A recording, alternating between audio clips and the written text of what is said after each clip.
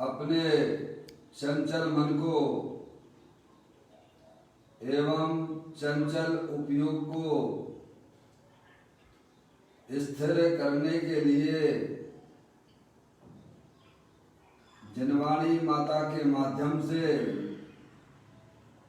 अपनी वर्तमान ज्ञान की पर्याय में सम्यक भेद ज्ञान उत्पन्न करते हुए शरीर और शरीर से भिन्न जितने भी चेतन अचेतन पदार्थ हैं उनका मुझ भगवान आत्मा से किसी प्रकार का कोई संबंध नहीं है। इस प्रकार सम्यक भेद ज्ञान पूर्वक शरीर आदि पर पदार्थों का लक्ष्य छोड़ के अंतरोन्मुखी उपयोग के द्वारा अंदर में जो अखंड ज्ञान ज्योति स्वरूप भगवान आत्मा है उसमें ही वर्तमान पर्याय का संबंध जोड़ते हुए कि मेरा ये भगवान आत्मा सदा काल शरीर आदि पर पदार्थों से भिन्न प्रकट अखंड ज्ञान ज्योति स्वरूप है। ऐसा अपने आप को जानो और ऐसा ही अनुभव करो कि मैं तो तीनों काल शरीर आदि पर पदार्थों से भिन्न प्रकट अखंड ज्ञान ज्योति स्वरूप ही हूँ।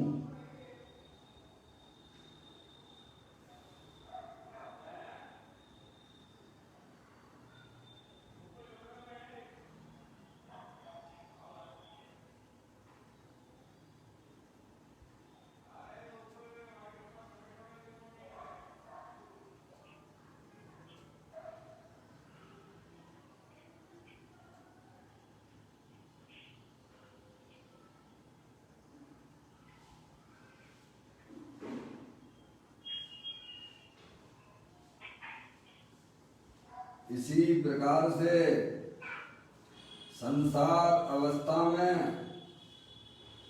आत्मा की पर्याय में जो पुण्य पाप के परिणाम होते हैं लक्ष्य से होने वाले भाव हैं वे हमारे आत्मा का स्वभाव से समस्त रागादिक परिणामों में एकत्व बुद्धि ममत्व बुद्धि कर्तृत्व बुद्धि भोक्तृत्व बुद्धि तथा उन रागादिक परिणामों की ज्ञाता बुद्धि को भी छोड़ते हुए अंदर जो अखंड ज्ञान ज्योति स्वरूप भगवान आत्मा है जो कि पूर्ण ज्ञानानंद मूर्ति भगवान आत्मा है, सुख शांति का भंडार है, वितराग स्वरूप है। ऐसे ज्ञायक प्रभु परमात्मा में शरीर राग आदि का लक्ष्य छोड़ के अंतरोन्मुखी उपयोग के द्वारा ऐसा अपने आप को जानो कि मैं तो ज्ञानानंद मूर्ति भगवान आत्मा हूँ। ऐसा ही अपने आप को अनुभव करो कि मैं तो तीनों काल शरीर राग आदि से भिन्न ज्ञानानंद मूर्ति भगवान आत्मा हूँ।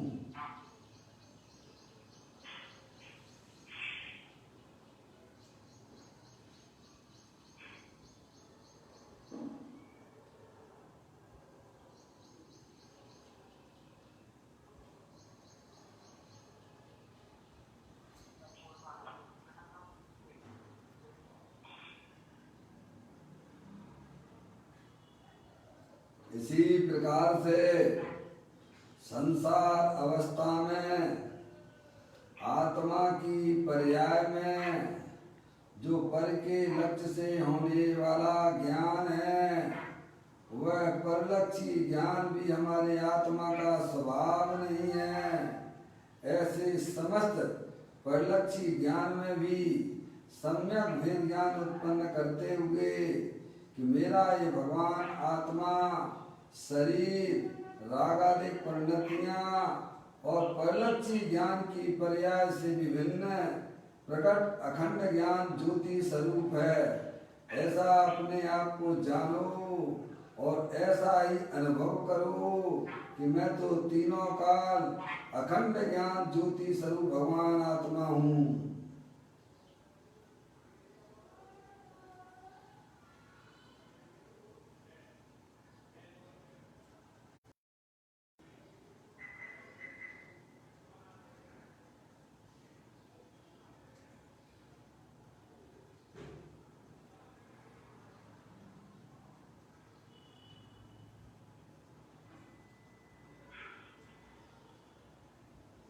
मेरे भगवान आत्मा में शरीर रागादिक परिणतियां और परलक्षी ज्ञान की पर्याय का प्रवेश नहीं होता है, क्योंकि मेरा ये भगवान आत्मा सदा का शुद्ध वीतराग विज्ञान घन स्वरूप है।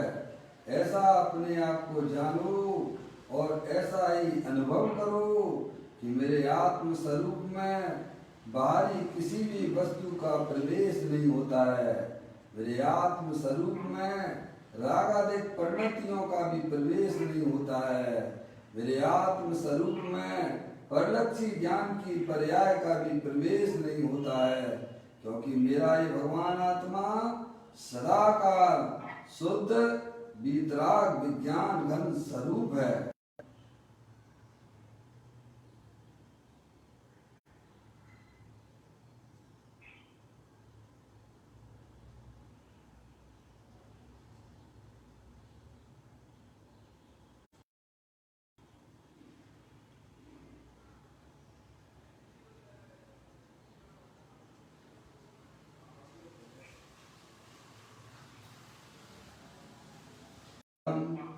नो कर्म रहित शुद्धात्म स्वरूपो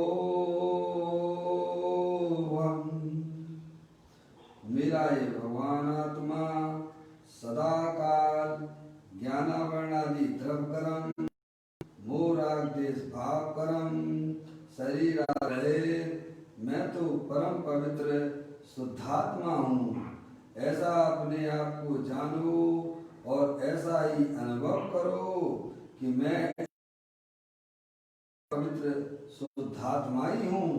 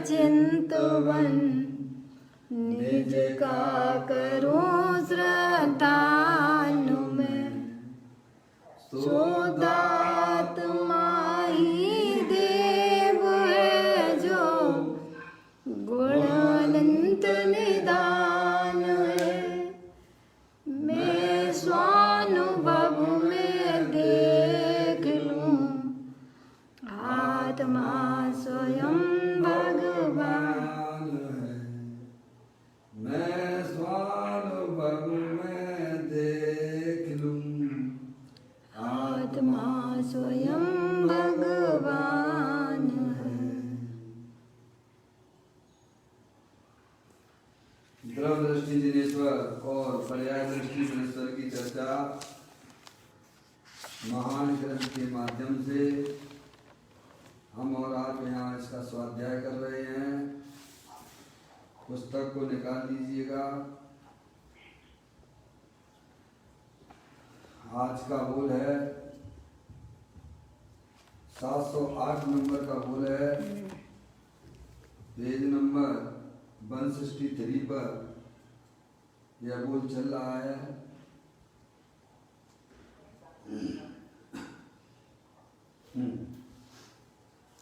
पढ़ता हूँ। मैं राग में हूँ ऐसा मानता है, इसीलिए मिथ्या अज्ञान अवृत्ति योग स्वरूप हूँ ऐसा वह मानता है। दूसरे को अपना मानने से जीव की परिणति बिगड़ती है।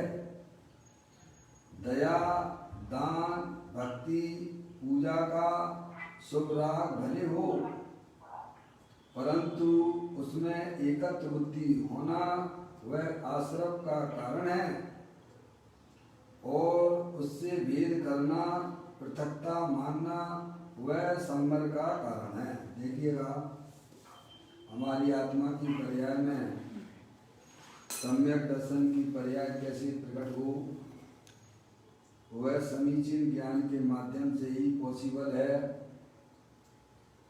इस विश्व की व्यवस्था को हमें जानना अत्यंत जरूरी है कि मेरा ये भगवान आत्मा भले ही संसार अवस्था में संयोग में शरीर दिखता हो, आत्मा की पर्याय में रागादिक परिणति दिखती हो, तब भी वह अपना भगवान आत्मा कभी भी शरीर रागादिक रूप नहीं होता है।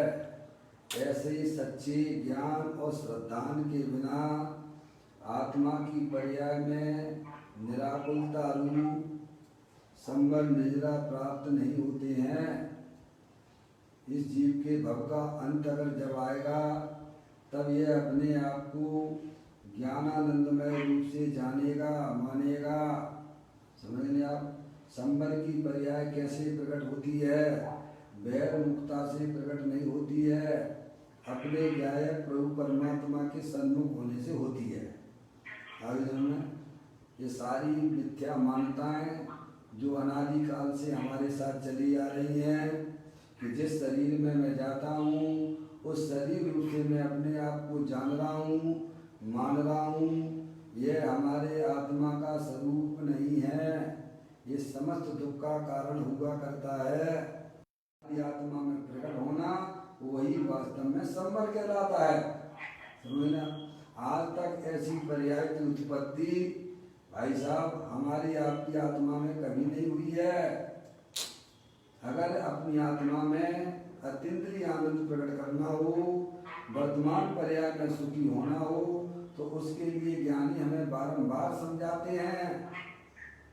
क्या भाई कहते हैं, देखिए आप, मैं राग में हूँ ऐसा मानता है, इसीलिए मिथ्या अज्ञान अवृत्ति योग स्वरूप हूँ वह मानता है। सारे समझ, अपने आत्मा के अनुभव के बिना सारे का समय जो है मिथ्या अवृत्ति अज्ञान सब जो है ना मिथ्या अवृत्ति क्या सूची में बंध के कारण क्या है? मिथ्या अवृत्ति प्रमाण चार मिथ्या दिए ना, मिथ्या अज्ञान अवृत्ति और योग बंध हेतुआ है। वैसा इस रूपी पाप से अगर बचना हो, अपने आत्मा में कर्म का बंध नहीं करना हो, तो अपने आप को ज्ञानमय देखना, क्योंकि आत्मा तीनों काल ज्ञानमय होता है। आत्मा कभी राग में नहीं होता है। ये हमारी जो मान्यता है, यह मान्यता झूठी है। ये यहाँ कहा कि मैं राग में हूँ ऐसा मानता है। समझ गए आप? अपने आप को दुखी रूप से देखना, अपने आप को जो आत्मा की पर्याय में विविध प्रकार की इच्छाएं होती हैं, पुण्य की इच्छा होती है, पाप की इच्छा होती है, चाहिए, और आप अपने आप को उस रूप देखते हो, यही तो गलती करते हो। आप 24 घंटा ज्ञान में रहते हो, चाहे शरीर कैसा भी हो, चाहे आत्मा में कैसे भी रागादिक परिणाम होते हो, पर हमारा आपका किसी का भी आत्मा उन रूप नहीं होता है। उन रूप से जो माना जा रहा है वही वास्तव में चार प्रत्यय जो बंध के कारण कहे गए भी हैं। समझ गए आप? कौन कौन से चार प्रत्यय? मिथ्यात् अवृत्ति प्रमाद है, तो मिथ्यात् अवृत्ति यही तो सब लिखा है।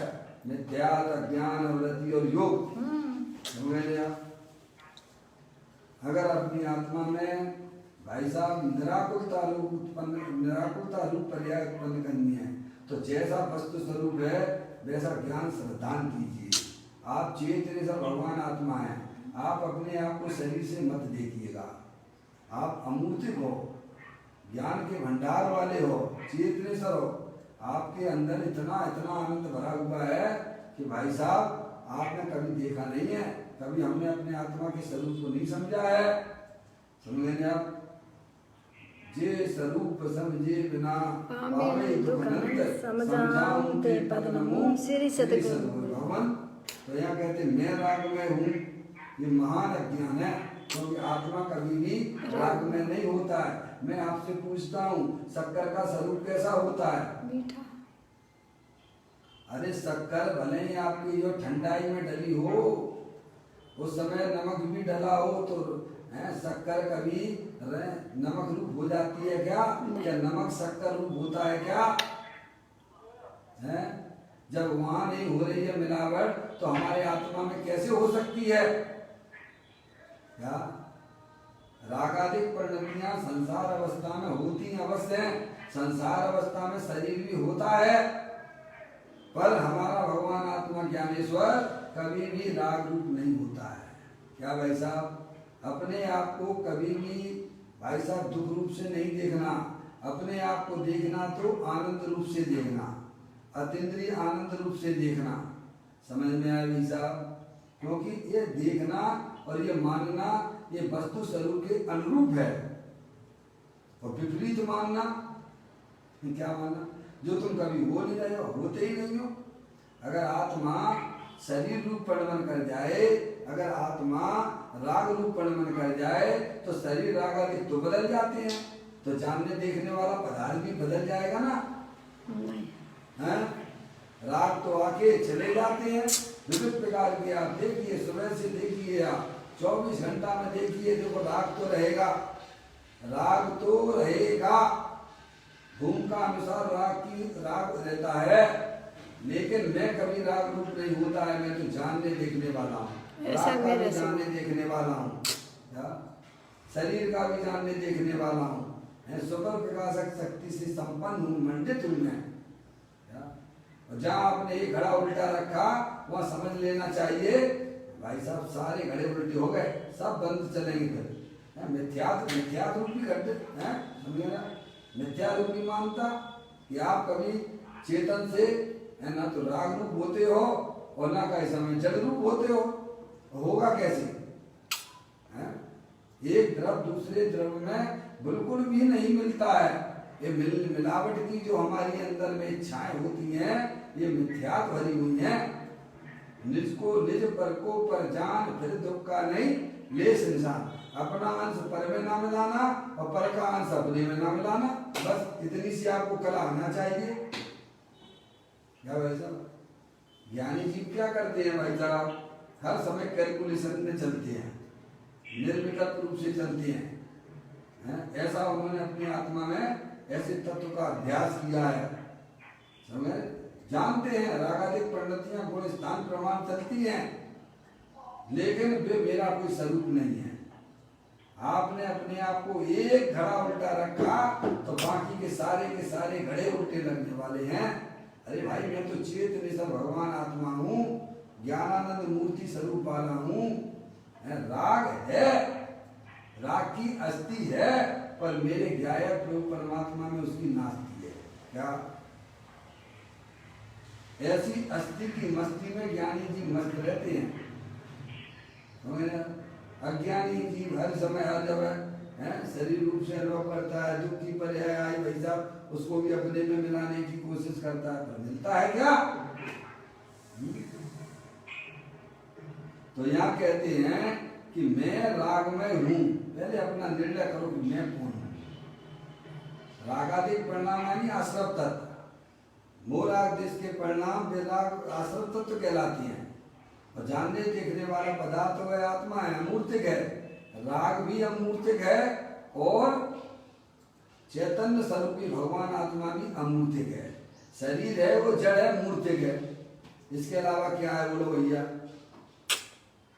हैं? इसके अलावा और क्या है?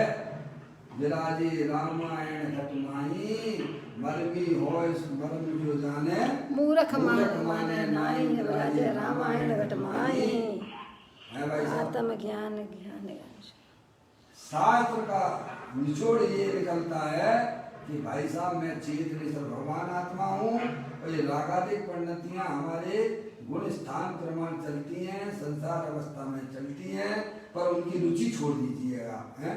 पर पदार्थों की रुचि छोड़ दीजिएगा, अपने गायक प्रभु परमात्मा की रुचि करिएगा। जो आप हो उसकी रुचि नहीं करते हो, 24 घंटा ज्ञानेश्वर रूप से विद्वान रहते हो, अखंड ज्ञान ज्योति रूप से जलल ज्ञान ज्योति के रूप से विद्वान रहते हो। ये रागादिक परिणतियां तो सब जो है भाई साहब आने जाने वाली हैं, वे सब दुखरूप पर्याय, वे उनको अपने आत्मा में ना मिलाइए। आप ऐसा आप ज्ञान कर सकते हो नहीं कर सकते हो भाई साहब? और क्या कर सकते हो? शरीर की क्रिया तो आप कर नहीं सकते हो, आप हैं रागादिक परिणतियां भी नहीं कर सकते हो आप, तो क्या कर सकते हैं प्रभु आप बताओ? कि मैं जानने देखने वाला पदार्थ हूँ और जानने देखने वाले पदार्थ से क्या अपेक्षा रखोगे ये बताओ, हैं? अगर आप शरीर की क्रिया कर सकते हो तो एक बार निर्णय करके देख लीजिएगा, एक बार तो निर्णय करना पड़ेगा ना। मनुष्य पर्याय में नहीं करोगे तो कहाँ करोगे? त्रियंश गति में करोगे क्या? क्यों भाई? यहाँ तो सारी व्यवस्थाएं आपके लगभग हैं, लगभग बहुत अच्छी हैं। बाद में इतना पुण्य का उदय है, वहाँ वस्तु स्वरूप का बिल्कुल भी निर्णय नहीं करते हैं। हम शरीर के काम कर सकते हैं कि नहीं कर सकते हैं? एक बार बैठ के निर्णय कर लेना। क्या भाई साहब? मैं रागादिक पर्याय का करने धन्य वाला हूँ कि नहीं हूँ, इसका भी निर्णय करना नहीं हूँ, जानने वाला है। तो खत्म हो गया ना, फाइल निबटेगी ना भाई साहब। संसार की फाइल इतने में निबट जाती है, मूल में ही भूल है बस। हाँ कह रहे संसार की फाइल इतने में ही निबट जाती है अजय भैया, हैं? हमारी अभी तक जितनी गाड़ी चली आ रही है, अनंत काल हमने जो निकाला है बिना निर्णय के निकाला है। ना तो हम शरीर का निर्णय करते हैं, ना राग का निर्णय करते हैं, ना आत्मा का निर्णय करते हैं। इसीलिए उमा स्वामी महाराज ने तुमको बताया तत्वार श्रद्धानम सम्यक दर्शन। क्या कहा? सम्यक दर्शन की प्राप्ति किनको होती है? तत्वों के सिद्धांत रखने वाले को। केवल बाहर की क्रिया कांड करता रहे उसको हो जाएगी, ऐसा कहीं लिखा है क्या? शरीर की क्रियाओं को अपना मानता रहे उसकी हो जाएगी सम्यक दर्शन की प्राप्ति? नहीं। कहीं लिखा हो तो बताइए। उमा स्वामी महाराज की बात कर रहा हूं। तत्वार श्रद्धानम सम्यक दर्शनम, 7 तत्वों का भली भात निर्णय करो कि मैं शरीर की क्रिया करने वाला नहीं हूं, ये राग भी मैं करने वाला नहीं हूं भाई साहब, मैं तो तीनों काल जाने देखने वाला पदार्थ हूं। ऐसा अपनापन अपने ज्ञाय प्रभु परमात्मा में स्थापित करना है। इसी में बहुत सुंदर बोल आया था, 604 नंबर का बोल है भाई साहब। अनादि काल से तूने आत्मा के बिना गाड़ी चलाई है, अब राग के बिना गाड़ी चलाना सीख। ये कौन सी गाड़ी है?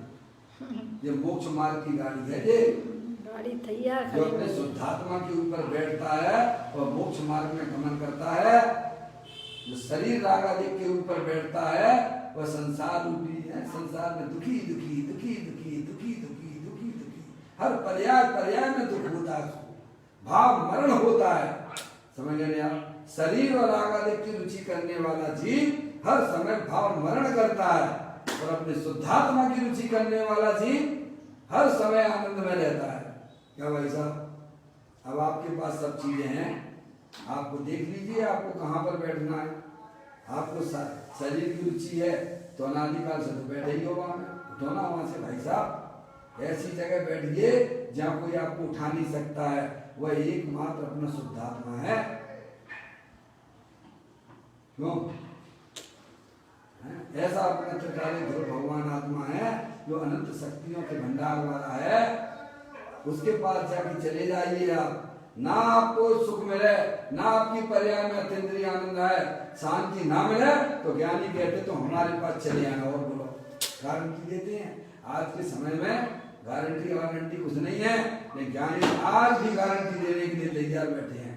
तुम अपने भगवान आत्मा के पास जाओगे, तुम्हारी पर्याय में निराकुरता की उत्पत्ति होगी, नियम से होगी। क्या भाई साहब, लेकिन हम जाना चाहता है ना, हम तो 24 घंटा संयोगों के पीछे भागा करते हैं। 24 घंटा हम जो है भाई साहब अपनी इच्छाओं को अंदर ही अंदर वासनाओं को पुष्ट करते रहते हैं। समझ गया? ये एडजस्ट करने वाला मार्ग नहीं है, ये 2 4 जैसा मार्ग है। एक तरफ राम और दूसरी तरफ सारा ग्राम। समझ गया भाई साहब? एक तरफ अपना भगवान आत्मा और दूसरी तरफ नानाविध परिणतियां और समस्त पर पदार्थ दूसरी तरफ है। समझ गए ना भाई साहब? ऐसा अंदर में जिसके सम्यक भेद ज्ञान की उत्पत्ति होती है, वह पर्याय निरंतर निराकुरता रूप रहती है, और जो सबको मिला के चलती है भाई साहब, यह लौकिक में भी कहावत है, क्या बोलते हो आप? आदि एक उसके ऊपर भाई झगड़ा करते हो, काय के ऊपर? आदि मिले ना पूरी, जो भी है। समझ गए ना भाई साहब? जो है उतने में संतुष्ट रहिए। मेरा भगवान आत्मा किसी से कम नहीं है, पूरा का पूरा। शकरकंद है, शकरकंद होता है ना, शकरकंद है ना भाई साहब, अभक्ष है, खाने लायक नहीं है। दृष्टांत के माध्यम से समझिए उसको। शकरकंद है ना, शकरकंद पूरा कैसा है? मिठास से भरपूर होता है। उसके ऊपर जो लाल लाल जो रहता है ना शकरकंद के ऊपर, वो छिलके को उतार दीजिए। क्या करिए आप? क्या करते हो? शकरकंद खाते हो? अभक्ष है, खाना नहीं। समझ में आया भैया? पूरा मिठास से भरपूर शकरकंद है, शक्कर का कंद, मिठास का पिंड। क्या है उसका नाम? क्या है? शकरकंद, यानी मिठास से भरपूर। ऐसे ही अपना भगवान आत्मा मिठास का कंद है, समझे? आनंद से भरपूर है। जहां से भी चखोगे भाई साहब मीठा मीठा है। ऊपर जो शकरकंद के ऊपर जो लाल लाल जो वैसा परत है ना, उसको हटा दीजिए, उसमें कोई मिठास नहीं है। ऐसे ही अपनी आत्मा में जो रागादिक परिणतियां होती है, वे ऊपर ही ऊपर है भाई साहब। उनको सम्यक भेद ज्ञान के द्वारा उनको अलग कर दीजिए। अलग करने का मतलब ये है कि अपने में मत मिलाइए आप। क्या भैया? निज को निज पर को पर जान, फिर दुख का नहीं लेस इंसान। तो यहाँ कहते हैं अगर आपने एक उल्टा धरा रख लिया, अपने आप को राग में देखा, तो आपको ये चारों कर्म जो है ना, मिथ्या, अप्रति, प्रमाद, कसाय, योगा, सब जो है कार्य संसार के कारण हो जाते हैं। और एक घटा आपने सीधा रख दिया भाई साहब कि मैं तो समय दृष्टि जीव का, मैं तो ज्ञान में भगवान आत्मा कैसा हूँ, समझे ना?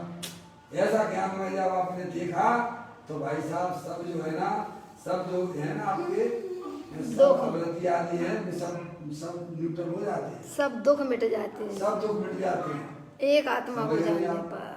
कोई कठिन बात नहीं है। आप समझदार तो आप वही, ये तो आपने प्रकृति ने आपको जो है ज्ञान स्वरूप बनाया है। समझदार के पिंड है, समझ के धंधा करते हो आप।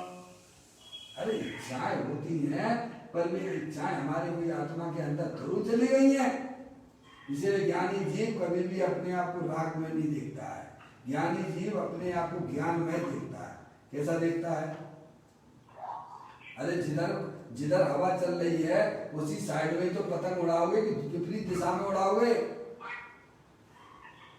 अनादिकाल से जिधर हवा चल रही है उधर हम पतंग ना उड़ा के विपरीत दिशा में उड़ा रहे, तो उसका रिजल्ट तो भाई साहब आप जानते ही क्या होने वाला है। और जिधर जो है हवा चल रही है, थोड़ा सा इसको साथ करना है आपको, और पतंग जो आपकी गगनचुंबी हो जाएगी। सही दिशा में अगर आपका दर्शन और ज्ञान काम करने लग जाए भाई साहब, वस्तु स्वरूप के अनुरूप, तो भाई साहब केवल ज्ञान आने में फिर क्या दे दीजिए? क्या कहा? केवल ज्ञान और मोक्ष की पर्याय आने में फिर कोई देरी नहीं होती है। ज्ञानी जीवों को, सम्यक दृष्टि जीवों को अपना केवल ज्ञान आता हुआ दिखाई देता है, क्योंकि उसने ऐसी जगह दृष्टि लगाई है भाई साहब, समझ गए नहीं आप? जहाँ से कभी हटा ही नहीं हैं? ऐसी जगह उसने अपनी पर्याय को लगाया है, छापा मारा केवल है। ज्ञान की खदान पर दृष्टि दिए हुए है, इसमें अनंत केवल ज्ञान की पर्याय भी चूम चूम कर चली जाती हैं। ऐसे चेतन सर भगवान आत्मा की ऊपर दृष्टि है। समझे? शरीर रागादिक तो क्षणभंगुर तत्व है, मैं तो परमानेंट ज्ञानेश्वर भगवान आत्मा हूँ। कैसा हूँ मैं? अजय भाई कौन सी नौकरी चाहिए, टेम्परेरी के परमानेंट? तो परमानेंट चाहिए है, तो परमानेंट नौकरी भाई साहब यहाँ मिलेगी आपको चेतन सर भगवान आत्मा के पास है। परमानेंट सुख चाहिए तो अपने भगवान आत्मा के जाइए, और टेम्परेरी सुख चाहिए, वो सुख नहीं है, सुखाभास है। क्या पंच इंद्रियों के विषयों का जो सुख है वो सुखाभास है। स्पर्श इंद्रिय में भाई साहब है सुख नहीं है, निरंतर उसी के बारे में सोचते रहते हैं। स्पर्श इंद्रिय, रसना इंद्रिय, घ्राण इंद्रिय, चक्षु इंद्रिय, समझ गए आप? उनमें आत्मा का कोई भी सुख नहीं है। ये है परमानेंट सुख। वो तो ऐसा सुख है भाई साहब, इंद्रिय सुख तो ऐसा है कि भाई साहब पहले इच्छा करो हैं, और फिर जो है पदार्थ मिले, जब मिले पता नहीं कब मिले हैं, मिल जाए तो पहले हम जो है, जैसे अपन कहते हैं धन कमाने में भी है, धन कमाने में भी दुख, और धन आ जाए तो दुख और बढ़ जाता है, तो उसको संभाल करने में दुख, और बढ़ जाता चला जाए तो भी दुख, अंतोगत्ता दुख ही हाथ में है। ऐसी स्पर्श इंद्रिय के बारे में पहले का हिसाब पहले से प्राप्त करने के लिए है भाई साहब, इसके साथ भोग करना, इसके साथ भोग करना, इसके साथ है, समझ में नहीं आई तो जब तक इच्छा है तब तक तुम दुखी बने रहते हो, और जब वो आ जाए तुम्हारे पास में तो फिर जो है क्या हो गया भाई साहब है, तो भी दुखी कि कोई आ ना जाए, कोई ले ना जाए है, और फिर जो चला जाए तो बताओ क्या मिलता है आत्मा को? आप सोचिए, एक एक इंद्रियों के विषयों के बारे में सोचिए हैं। आर्त ध्यान और रौद्र ध्यान के अलावा इस आत्मा को कुछ मिलता नहीं है। अज्ञान दशा में समझ जाओ, और आपको सम्यक ज्ञान हो जाए, वस्तु स्वरूप का ज्ञान हो जाए भाई साहब हैं, समझ जाओ तो निराकुरता की उत्पत्ति हो जाएगी, समय दर्शन की प्राप्ति हो जाएगी, तत्काल आपकी आत्मा जो है आनंद रूप से परिणत करने लग जाएगी। आनंद स्वरूप तो है ही, आनंद स्वरूप आत्मा को आनंदमय नहीं बनाना है, आत्मा तो स्वभाव से ही आनंदमय है। जैसे कोई जड़ पदार्थ है, इसे भाई साहब क्या जड़ बनाना है क्या आपको? ये तो पहले से ही जड़ है। क्यों मोबाइल को क्या आपको जड़ बनाना है क्या? वो तो बना ही है जड़, बाय का बनाना है, बताइए आप। तो मोबाइल है, ये जड़ है, दीवार है, पहले से ही जड़ है, अब उसे जड़ बनाना है, क्या जड़ बनाना? वो तो पहले से ही जड़ है। ऐसे ही आत्मा को ज्ञानेश्वर बनाना है, आत्मा को आनंद आनंद आनंद वाला बनाना है। अरे भाई साहब तो पहले से ही आनंद आनंद स्वरूप वाला है, तुम उसको देखते नहीं हो, इसीलिए पर्याय में दुख होता है। ज्ञानी जीव देखते हैं तो आनंद में रहते हैं। तो कहते हैं मैं राग में हूं ऐसा मानता है, क्योंकि आत्मा कभी राग में होता नहीं है। राग यानी विविध प्रकार की इच्छाएं, चाहे वे शुभ इच्छाएं हो अथवा अशुभ इच्छाएं हो, है भाई साहब, ये तात्कालिक होती हैं, और तुम परमानेंट व्यक्ति हो। कैसे हो? परमानेंट। बताइए आप। शरीर भी टेम्परेरी है, कोई परमानेंट नहीं है, तभी तो छूट जाता है। और तुम कैसे हो भाई साहब? परमानेंट हो, बिल्कुल परमानेंट है। तुम्हें कैसे, तुम्हारे घर से तुम्हें कोई निकाल नहीं सकता है, किसी में ताकत नहीं है, किसी में ताकत नहीं है कि आपको आपके घर से निकाला जाए। ऐसा चेतन भगवान आत्मा ज्ञानी जीवों की पर्याय में है भाई साहब, हर पर्याय में उसका श्रद्धा और ध्यान बरतता रहता है। इसीलिए वो हमेशा, अरे आपकी प्रॉपर्टी है जब भाई, आप जा रहे हो ट्रेन में जा रहे हो हैं, आपने क्या किया, सारी प्रॉपर्टी बेच के एक कोहिनूर हीरा ले लिया आपने, क्या किया, कोहिनूर हीरा ले लिया। अब आपको क्या चिंता है, किसकी बात चिंता है? बोलो, इंदौर में क्या की सब चीज हमारे सामने है। उसको आपको पर्याय में दुख होगा क्या उस समय? उस संबंधित दुख होगा क्या? क्योंकि सारी प्रॉपर्टी तो हमारे पास में पड़ी हुई है ना, हमने वो जो है सारा बेच बांच के कोहिनूर हीरा ले लिया है, और अंदर वाली जेब में रखा हुआ है। तो आपके पर्याय में फिर क्या दुखी होगे क्या? ऐसे ही ज्ञानी जीवों की पर्याय में अपना चेतन सर भगवान आत्मा हर समय विद्यमान रहता है, इसीलिए उसकी पर्याय में दुख रूपी पर्याय को कोई अवकाश नहीं मिलता है। समझ गया? सिद्धि रिद्धि वृद्धि दी के घट में प्रकट सदा, अंतर के लक्ष्य सोना जाति लक्ष्य पति है, दास भगवंत के उदास रहे जगत सो, ऐसे सुखिया सदैव समकिति है। तो यहाँ कहते हैं कि मैं राग में हूँ ऐसा मानता है, ये विपरीत मानता है, क्योंकि मैं कभी भी मैं शुभाशुभ परिणाम रूप नहीं होता हूँ। समझ गए आप?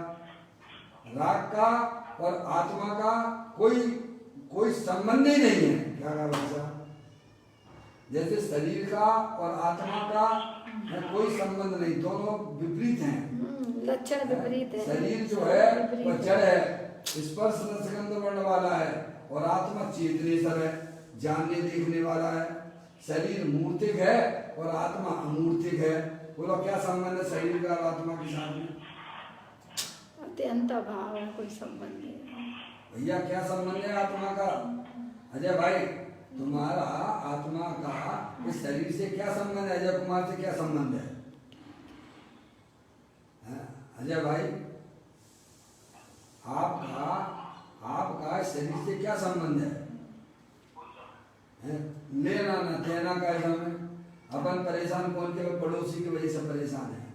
अरे वाह, है समझ गए? आप सम्यक ज्ञान उत्पन्न कीजिए, वस्तु स्वरूप का यथार्थ ज्ञान कीजिए कि इस विश्व में अगर हमें प्रकृति की तरफ से कोई गिफ्ट मिली है तो ज्ञानेश्वर भगवान आत्मा के रूप में मिली है, अनंत शक्तियों के रूप में मिली है। क्या समझ में आया भैया? ऐसा स्वीकार करोगे तो भाई साहब देखिएगा, पर्याय में तत्काल धर्म नाम तत्काल आनंद देने का होता है। जब ही जिए आत्म जाने तब ही जिए शिव सुख ठाने। कब? जब जाने तब। कब भैया? अभी सिद्ध जाने भगवान जैसा आनंद कब प्राप्त होता है? जब ही अपनी एक आत्मा सिद्ध भगवान जैसा ही है, पर सिद्ध भगवान जैसा पर्याय में आनंद कब प्राप्त होता है ये बताइए आप। जब जाने तब। जब ही जिए आत्म जाने, अपने आप को आत्मा जानता है कि मैं कभी भी शरीर राग आदि को उत्पन्न करता नहीं हूँ, और ये उल्टा मानना तो समझ लीजिए सब संसार और दुख के कारण चालू हो जाते हैं आपके। तो यहाँ कहती है मैं राग में हूँ ऐसा मानता है, जबकि आत्मा कभी भी राग रूप होता ही नहीं है। जैसे आत्मा शरीर रूप नहीं होता है, ऐसे ही आत्मा में जो विविध प्रकार की जो इच्छाएं होती हैं उन रूप भी हमारा भगवान आत्मा कभी होता नहीं है। क्या भाई साहब? तो कहते हैं मैं राग में हूँ ऐसा मानता है, इसीलिए मिथ्या। क्या? इसीलिए मिथ्यात। मिथ्यात क्या है? विपरीत मान्यता। मिथ्यात का कर्म, मिथ्यात कर्मों का ऐसा बंद होता है जिनको कि भाई साहब 70 कोड़ा कोड़ी सागर तक का बंद हो जाता है। मालूम है कि नहीं मालूम है? कर्मों के बंधन की स्थिति में आप जाओगे, सबसे बड़ा जो पाप है वह निर्वाणी में मिथ्यात को कहा गया, विपरीत मान्यता। क्योंकि आप वैसे हो नहीं हो तो आप जबरदस्ती आप अपने आप को वैसे माने बैठे हुए हो। क्या मैं शरीर वाला हूँ, मैं स्त्री हूँ, मैं पुरुष हूँ, मैं किसी की पत्नी हूँ, मैं किसी का पति हूँ, ये बच्चे हमारे नहीं तो और कौन के हैं? अजय भैया, ये भूत करना बहुत मुश्किल है। एकत्व लिए सभी आते, तन धन को साथी समझा था, ये भी छोड़ चले जाए। आप तो चेतनेश्वर भगवान आत्मा हो, तीनों काल एक रूप रहने वाले हो। ऐसा अगर ज्ञान अगर आपकी पर्याय में हो गया तो समझिए पर्याय में निराकुलता के लिए भाई साहब कोई आपकी पर्याय में निराकुलता रोक नहीं सकता है। ऐसी चलेगी आनंद की धारा कि आपने जिंदगी में ऐसा अनुभव नहीं किया, ऐसा आनंद नहीं लिया है। समझ रहे आप? तो कहते हैं मैं राग में हूँ ऐसा मानता है, इसीलिए मिथ्यात्व भी, अज्ञान, अवृत्ति और योग स्वरूप में ऐसा हुआ मानता है। सब अपने आप को जो है ऐसे उसके अंदर में मान्यता चलती रहती है। दूसरों को अपना मानने से जीव की परिणति बिगड़ती है। अजय भैया ये क्या कह दिया? अच्छी खासी लड़की जा रही थी, मार्केट में आप भी निकले और आपने उससे प्रेम कर लिया, तो आप बिगड़ गए कि सुधर गए? ये अशांति किसने पैदा की है भाई साहब? स्वयं है। अजय भैया आप भी जा रहे हो मार्केट में और लड़की भी जा रही है मार्केट में, हैं? समझ रहे हैं आप? और उसको आपने अपना मान लिया तो क्या हो गया? सुधर गई कि बिगड़ गई? आपने गले अपने जो है क्या बांध ली? अशांति बांधी कि शांति बांधी? अब इन्हें भी बताना पड़ेगा क्या ये बातें? क्यों भाई? पर द्रव्यों को अपना मानने से आत्मा में शांति आती है कि अशांति की उत्पत्ति होती है? बोलने में तकलीफ, बस सीधी सी बात है, इसमें कहाँ हमें धर्म समझ में नहीं आता है। ये बताओ, अब चूंकि आप अपनी रुचि छोड़ते नहीं हो, निरंतर 24 घंटा परद्रव्यों को अपना माने रहते हो, अपना मानते रहते हो, निरंतर वही दुखी होते रहते हो, क्या मिलने वाला है भाई साहब? अंदर में मानता ही तो आपको बदलनी है। सच्चा ज्ञान कर लोगे तो भाई साहब अभी भी आपकी आत्मा में निराकुलता की उत्पत्ति होगी और आपने अपने आत्मा को भाई साहब इस भव समुद्र से निकाल लिया। नहीं तो कीड़े मकोड़े बने रहोगे, बिलबिलाते रहोगे भाई साहब। ये हमें पुरुषार्थ क्यों नहीं दिखता है? पर द्रव्य है, पर द्रव्य मेरा कभी होता सकता नहीं है, मैं तो चेत में सर भगवान आत्मा हूँ। तो यहाँ कहते हैं कि दूसरों को अपना मानने से जीव की परिणति बिगड़ती है। क्या होती है? आपने शरीर को अपना मान लिया तो अभी क्या होगा? शरीर में तो ये शरीर किसके अधीन है भाई साहब? बताइए। 8 कर्मों में अगर बात करें अपन तो नाम कर्म है। ये शरीर की डोर किसके हाथ में है? नाम कर्म है? नाम कर्म के अधीन है। बताइए आप। और शरीर में जो है रोग आदि होते हैं तो ये डोर किसके हाथ में है?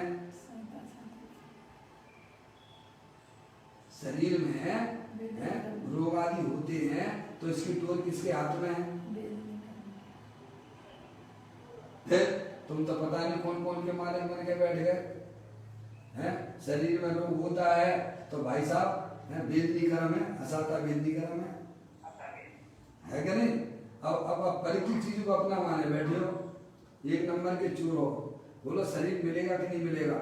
लौकिक में भी कोई गंदे काम करता है तो लौकिक में भी उसे जेल जाना पड़ता है। ये तो धर्म की वाली बात है, समझ गए ना भैया? इसीलिए परिणति बिगड़ती है। तो क्या करना? निज को निज पर को पर ध्यान। आप उसमें मिलावट मत कीजिएगा। आप तो बस ज्ञाता दृष्टा हो, ज्ञाता दृष्टा रूप से ही क्या समझ रहिएगा, जो अपनी मर्यादा में आ जाइएगा। ये वीरों का काम है, ये पंचेंद्रिय के विषयों का आनंद मानने वालों के लिए नहीं है भाई साहब। बिना ये बात समझ में ही नहीं आएगी, तुम खूब समझाओगे तो समझ में नहीं आएगी, क्योंकि अभी उनकी दुर्गति होना है। बचना अमृत वीतरागनो परम शांत रस मूल औषध जे भवरोगनो कायनो प्रतिकूल। जन्माणी माता के शब्द जो हैं वे भव्य जीवों के लिए अमृत के समान काम करते हैं। और जो पंच इंद्रिय के विषयों की गुलामी होते हैं उन्हें अरिहंत परमात्मा की बात है, उनका भी संसार लंबा है ना, उनका संसार लंबा है ना, तो उन्हें ये बातें अच्छी कैसे लगेंगी? समझेंगे आप? कहते हैं दूसरों को अपना मानने से जीव की परिणति बिगड़ती है। बस सीधी सी बात है। शरीर जैसे पर है ऐसे हमारी आत्मा में राग आदि परिणति सो है कि पर है, इच्छाएं जो विविध प्रकार की होती है सो है कि पर है। अब तुमने उसको अपना मान लिया, अब ये तो चली गई, क्या अब ये तो चली गई, तो फिर क्या होगा? आके ध्यान पर ध्यान होगा कि नहीं होगा? अरे मैंने पहले इतना बढ़िया स्पर्शेंद्रिय का भोग भोगा था, इतने बढ़िया व्यंजनों का भोग भोगा था, उन्हें याद करना। ये तो चली गई और तुम बने रहे और तुम मूर्ख निकले कि उन्हें याद करते रहते हो। क्या किया तुमने? या तो अज्ञानी जी भूत के गड्ढे में जाता है या अज्ञानी जी भविष्य की कल्पनाओं में सोता रहता है, और ज्ञानी जी भूत भविष्य की कल्पनाओं से दूर हो चुका है। क्या भूत भूलना ही है अच्छा, भावी का है क्रमवत सृष्टा, वर्तमान में जीना सीखो, निजानंद रस पीना सीखो। ज्ञानी जीव कल्पना नहीं करता है, से तो भगवान आत्मा शुद्धात्मा मिल गया है, आनंद का पिटारा उसके हाथ में आ गया है, समझ गया। तो ज्ञानी जीव क्यों कल्पना करेगा? ये कल्पनाओं करने का काम तो अज्ञानी जीवों का रहा करता है। अज्ञानी भूत और भविष्य के गड्ढे में गिरता है, और ज्ञानी वर्तमान में वर्तमान की आवश्यकता है। क्या ऐसा भगवान आत्मा वर्तमान स्वरूप है, वर्तमान को वर्तमान की आवश्यकता है। ऐसा भगवान आत्मा हमारी पर्याय जो वर्तमान है, उसे अपना अंदर में बैठा हुआ तीर्थंकर भगवान देवादि देव, उसकी जरूरत है भाई साहब। तो इसके दर्शन करिएगा, इसकी भक्ति में आ जाइएगा। ये ऐसी ये आपकी खुद की भक्ति होगी, ये आपकी खुद की कमाई होगी। आप अपने भगवान आत्मा के स्वरूप को पहचान के अपने भगवान आत्मा की भक्ति कीजिएगा। ऐसी इस भक्ति में इतना आनंद मिलता है कि अनादिकाल से ऐसा आनंद कभी मिला नहीं है। पर परमात्मा की भक्ति करने में, आत्मा के परिणामों में भाई साहब क्या होता है? क्या होता है? दुख की पर्याय उत्पन्न होती है, पराधीनता उत्पन्न होती है। और अपने भगवान आत्मा के जब चाहो तब करिएगा। आप घर पे बैठे हो, घर पे बैठे कर सकते हो। आप दफ्तर में बैठे दफ्तर में कर सकते हो। आप घर में जो है घर के काम करते रहिए। आप आपके आत्मा के दर्शन होने में कोई बाधा नहीं है। कहते हैं दूसरों को अपना मानने से जीव की परिणति बिगड़ती है। क्या हो जाती है? जीव है पर को अपना शरीर हो, रागादिक परिणतियां हैं, ये सब भाई साहब कर्माधीन है। उनका हमारे आत्मा के साथ में किसी प्रकार का कोई संबंध नहीं है। वहां से लाइन खींच दीजिएगा, अपनी मर्यादा में आ जाइएगा। या ये रागादिक परिणतियां का भी हमारे आत्मा के साथ में कोई संबंध नहीं है। जैसे हमारी शरीर से हमारी आत्मा का कोई संबंध नहीं है, वो जड़ है, मैं चेतनेश्वर हूँ, शरीर मूर्तिक है, मैं अमूर्तिक हूँ। ऐसे ही आत्मा की पर्याय में जो रागादिक परिणतियां होती हैं, वे भी जड़ हैं। क्या है? जैसे शरीर जानता देखता नहीं है, ऐसे राग भी जानता देखता नहीं है। जानने देखने वाला पदार्थ व चेतन भगवान आत्मा वो आप हो। समझेंगे आप? तो कहते हैं दूसरों को अपना मानने से जीव की परिणति बिगड़ती है। आप समझ लीजिए, आप लौकिक में देख लीजिए। आप हम तो लोग 24 घंटा लगे रहते हैं, पर की तरफ झुकी जाते हैं, मरे जाते हैं। इनसे बात कर लें, उनसे बात कर लें। तुम छोड़ो ना भाई साहब, अपनी आत्मा से बातें करना सीख जाओ। दया, अब देखिए आगे, दया, दान, भक्ति, पूजा का सुराग भले हो। ज्ञानी जीवों की पर्याय में भी भगवान के प्रति भाव के परिणाम आते हैं। भगवान की पूजा का भी आता है, भक्ति का भी आता है, स्वाध्याय का भी आता है, लोगों को तत्व समझाने का भी आता है, उस भूमिका में आता है। तो कहते हैं दया, दान, भक्ति, पूजा का सुराग भले हो, परंतु उसमें एकत्व बुद्धि होना वह आश्रम का कारण है। आश्रम वास्तव में किसे कहा गया है? सही में आश्रम तो जो है उन रागादिक परिणामों को अपने रूप देखने का नाम वही आश्रम है। और जो चारित्र संबंधी जो आश्रम रह गया है ज्ञानी की पर्याय में, वास्तव में उसे आश्रम में लिया ही नहीं है। क्या कहा? मुख्य आश्रम क्या है? मिथ्या मान्यता, विपरीत मान्यता, जो हमारे अनंत संसार का कारण होती है। और जो थोड़े बहुत रागादिक परिणाम है तो आश्रम, पर उनको आश्रम की श्रेणी में ना गिनते हुए, क्योंकि वे अनंत संसार के कारण होते नहीं है। समझेंगे आप? मूल में जो है आश्रम किसे कहा है कि दया, दान, भक्ति, पूजा का सुराग भले होगा ना। मैं ज्ञानी समय दृष्टि जीव है, भगवान के प्रति पूजा का, भक्ति का, स्वाध्याय का परिणाम भी आता है। घर में रहता है, घर गृहस्थी में रहता है तो कमाने का परिणाम भी आता है, भोजन बनाने का भी परिणाम आता है, भोजन खाने का भी आता है, पैसे कमाने का भी आता है, पर वो पाप रूप है। भगवान के प्रति पूजा भक्ति आदि का स्वभाव है, लेकिन दोनों में एकत्व बुद्धि का अभाव है ज्ञानी की पर्याय में। तो अज्ञानी को स्वयं पर का यथार्थ ज्ञान न होने से वह रागादिक परिणतियों को अपनी आत्मा में मिला लेता है और उनकी रुचि में बैरमुखी बना रहता है। क्या समझ में आई? हमारा उपयोग इधर उधर क्यों घूमा करता है? कभी पूछा है उपयोग से? हमारा मन चंचल क्यों रहता है? कभी पूछा है अपने मन से, अपने आत्मा से? क्यों भैया? राग की रुचि के कारण से हमारा उपयोग बाहर जाता है? और राग की रुचि अंदर ही तोड़ दो ना तो उपयोग में था ही है। क्या कहा? राग के साथ एकत्र बुद्धि छोड़ दो कि राग से हमारा कोई संबंध नहीं है। जैसे शरीर से हमारा कोई संबंध नहीं है, ऐसे अंदर में होने वाली विविध प्रकार की जो इच्छाएं हैं उनसे भी हमारे आत्मा का कोई संबंध नहीं है। तो वो फिर रागादिक परिणतियां तो थोड़ी रह जाती हैं। समझ में आया भैया? जैसे पंखा आपका चल रहा है, वो बंद कर दिया आपने पंखा, तो पंखा चलता हुआ पंखा वो बंद होने के लिए चल रहा है। क्या कहा? ऐसे ही ज्ञानी जीवों की पर्याय में जो रागादिक परिणतियां देखी जाती हैं, वे ये समझना चाहिए कि अब वे खत्म हो रही हैं बिल्कुल। समझ गए आप? एक बात ये बताइए कि दया, दान, भक्ति, पूजा का सुराग भले हो, परंतु उसमें एकत्र बुद्धि होना वह आश्रव का कारण हो जाता है। समझ गए आप? शरीर में एकत्रपना स्थापित करना, रागादिक परिणतियों में एकत्रपना स्थापित करना, राग की रुचि करना, समझ गए आप? सब संसार का कारण, आश्रव का कारण बन जाता है। और आश्रव है वही वास्तव में हमारे संसार का कारण है। और उससे भेद करना, क्या करना? देखिएगा, रागादिक परिणामों में अपनापन स्थापित करना वह संसार का कारण है, और रागादिक परिणामों में भेद कर देना, क्या कि मैं तो चेतनेतर भगवान आत्मा हूँ, राग भिन्न वस्तु है, तो भाई साहब वही मुक्ति का कारण हो जाता, वही हमारे संबर का कारण हो गया। मोक्ष महल की प्रथम सीढ़ी या विज्ञान चलता। रागादिक को अपना मानना वह संसार का कारण है, रागादिक को अपने से भिन्न जानना वह संवर और मोक्ष का कारण हो जाता है। बाजी हमारे अभी हाथ में है, ये मनुष्य पर्याय मिली है, यथार्थ ज्ञान कीजिए और मोक्ष मार्ग में आनंद से बढ़िए। समझ इस प्रकार से यह गोल अपन पूरा करते हैं। 708 नंबर का गोल पूरा हुआ।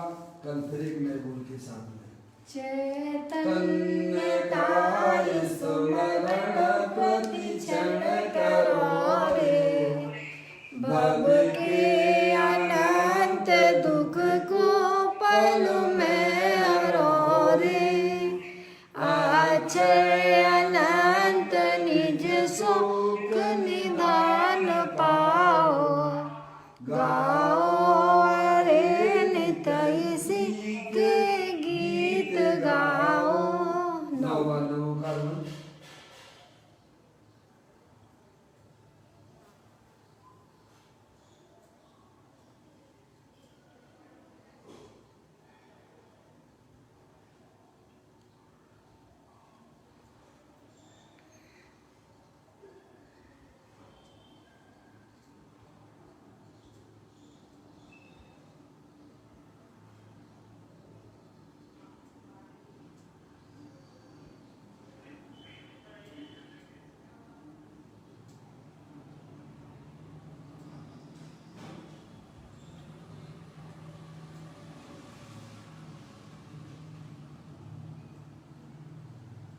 बोलो द्वारकांग जलवाणी माता